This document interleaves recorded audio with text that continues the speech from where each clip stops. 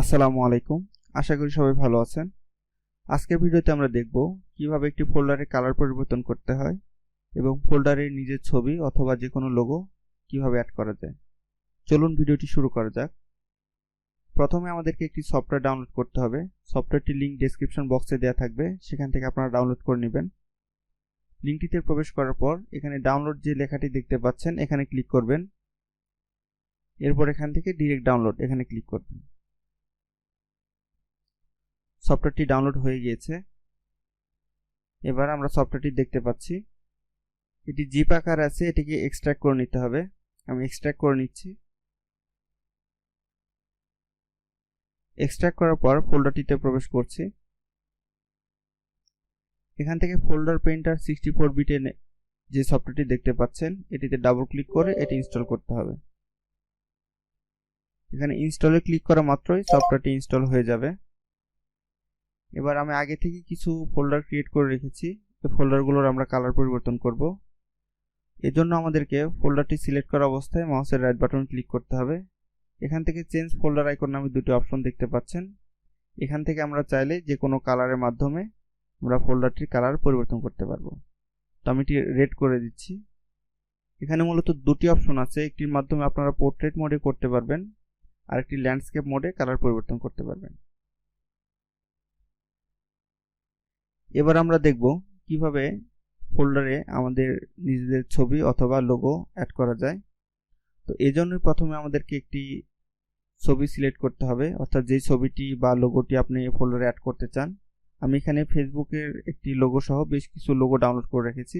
আমি মূলত ফেসবুকের যে লোগোটি আছে এটি একটি ফোল্ডারে অ্যাড করব। এজন্য প্রথমে আমাদেরকে অনলাইন থেকে এটি জেপিজি থেকে আইকনে কনভার্ট করে নিতে হবে। এজন্য আমরা জেপিজি টু আইকন লিখে সার্চ দিব। বেশ কিছু ওয়েবসাইট আছে যেখান থেকে আপনি চাইলেই জেপিজি থেকে আইকনে কনভার্ট করে নিতে পারবেন। তো আমি এই লিঙ্কটিতে প্রবেশ করে এই ফেসবুকের আইকনটিকে জেপিজি থেকে আইকনে কনভার্ট করে নিচ্ছি।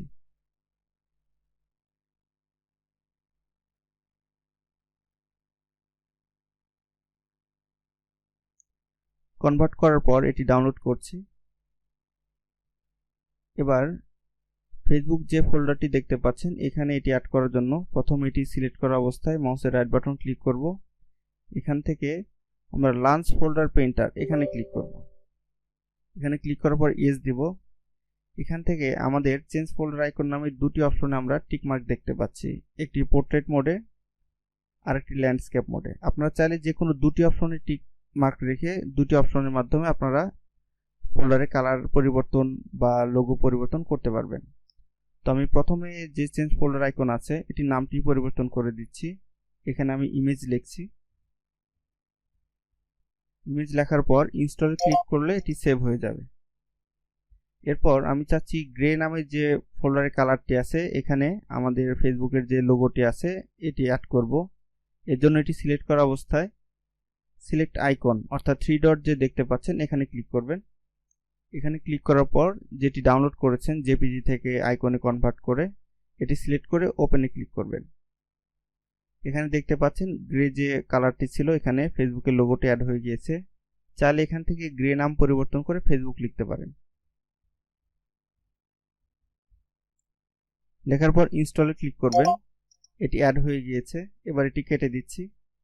এবার ফেসবুক যে ফোল্ডারটি আছে এখানে মাউসের রাইট বাটন ক্লিক করে ইমেজ থেকে এই যে ফেসবুক যে আইকনটি আছে এটি সিলেক্ট করছি। ফোল্ডারটির আইকন পরিবর্তন হয়ে ফেসবুকের লোগোটি অ্যাড হয়ে গিয়েছে। এভাবে চাইলে আপনারা আপনাদের ছবিও এখানে অ্যাড করে নিতে পারবেন খুব সহজেই।